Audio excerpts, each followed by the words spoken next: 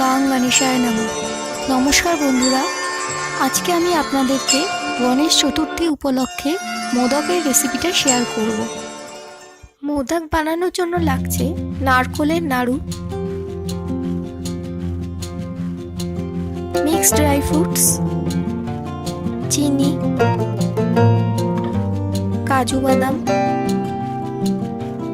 খোয়া ক্ষীর, এলাচ,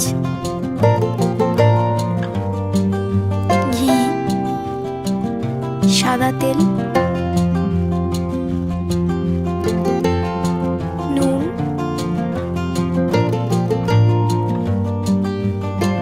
আটা ও ময়দা। এবার আমি আমার থালায় রাখা আটা ময়দাটা একটা বাটিতে ঢেলে নেব।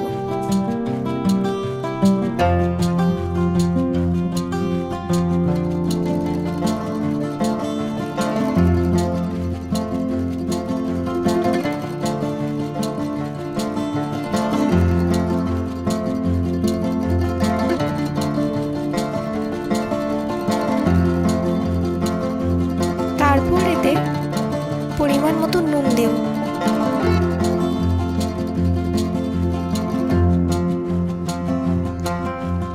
নুন দেওয়ার পর আটা ময়দা এবং নুনটা খুব ভালোভাবে মিশিয়ে নেব। তারপর এতে ঘি দেব।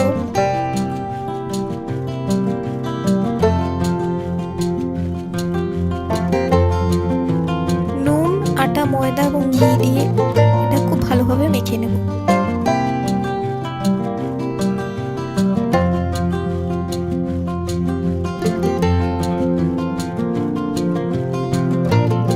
এবার এতে গরম জল দিয়ে আটা ময়দাটা আমি একত্রিত করে খুব ভালোভাবে মেখে রেখে দেব।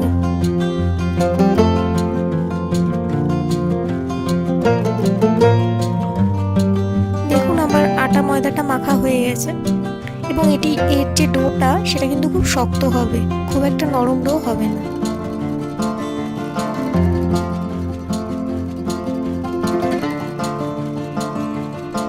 দেখুন আমার ডোটা মাখা হয়ে গেছে। এবার এই ডোটাকে আমি কতগুলো অংশে ভাগ করে রাখবো।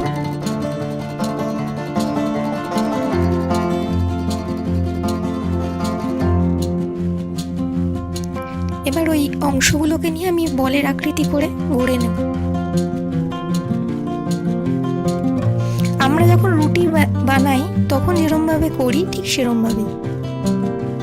দেখুন রুটি বেলার লেচির মতন করে আমি সেটাকে বেলে এরকম গোল আকৃতি করে নিয়েছি হাত দিয়ে।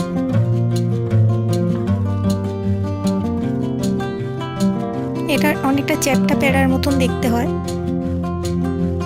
চলুন আমরা পুর বানাতে যাই। মোদকের মধ্যে যে পুরটা দেব সেটার জন্য খোয়া ক্ষীর নিয়েছিলাম, সেটা কড়াইতে আমি ঢেলে নিয়েছি। ঢেলে এটা কিছুক্ষণ নাড়াবো।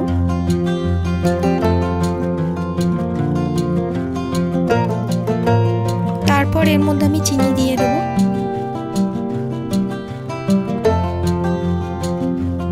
দিয়ে খুব ভালোভাবে এটা মিশিয়ে নেব।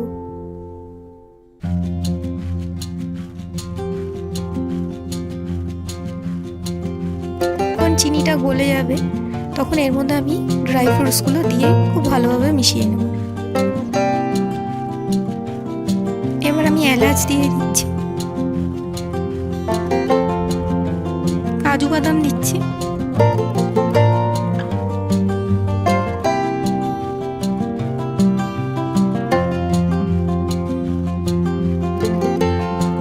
দিয়ে ভালোভাবে মিশিয়ে নেব। পুরটা তৈরি হয়ে গেছে। এবার আমি মোদক বানাবো।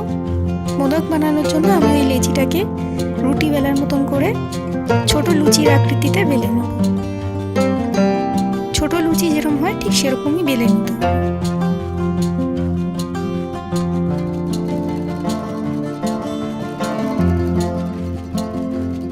আমার বেলা হয়ে গেছে। এবার এটা হাতে নিয়ে এর মধ্যে আমি সামান্য ঘি মাখিয়ে নেব। এবার এই লুচিটার বাইরের অংশটা পাপড়ির আকৃতির মতন করে আমাকে দুটো আঙুল দিয়ে সেটা চেপে দিতে হবে। এটা দেখতে অনেকটা ফুলের পাপড়ির মতন হবে এবং এর মধ্যে আমি এরপর পুরটা দিয়ে দেবো। নাড়ুটাও দিয়ে দিলাম, দিয়ে এবার ঘি নিয়ে ওই অংশটা ওই চারিদিকের পাপড়িগুলো একত্রিত করে জুড়ে মোদকের আকৃতিতে আমি করে নিলাম। আর একটু ঘি লাগিয়ে দিলাম যাতে খুলে না যায়।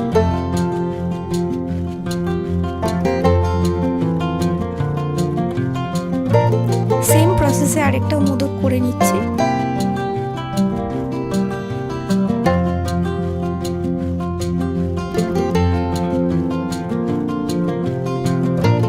ঘিটা লাগিয়ে নিলে হাতে কখনোই ওই জিনিসটা, আমাদের যে লেচিটা বা আটা ময়দাটা থাকে সেটা লেগে যায় না এবং পুরো মোদকটা খুব ভালো খাস্তা হয়। সেই জন্য সবসময় ঘি মাখিয়ে করাটা দরকার।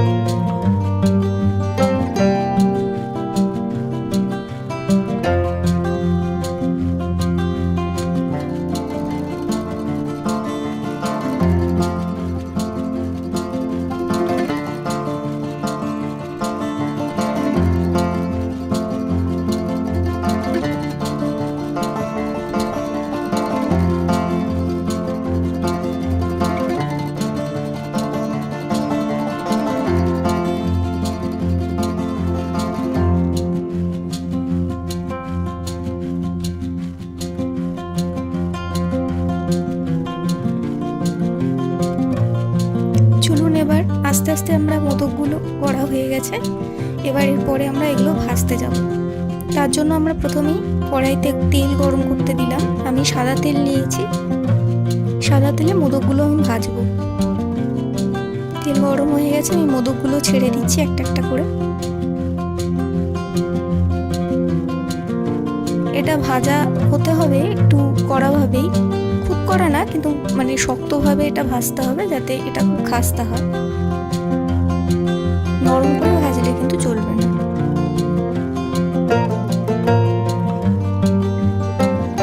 যখন সোনালি রংটা ধরে যাবে এবং আমরা দেখতে পাবো যে মোদকগুলো গাঢ় খয়েরি রঙের হয়ে গেছে, তখন বুঝবো যে ভাজা হয়ে গেছে।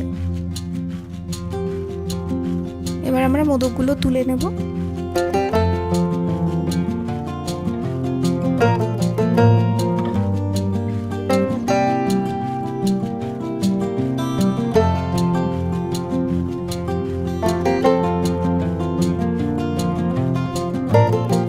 এবং এটি ঠাকুরের পুজোয় গণেশ চতুর্থীতে পরিবেশন করব।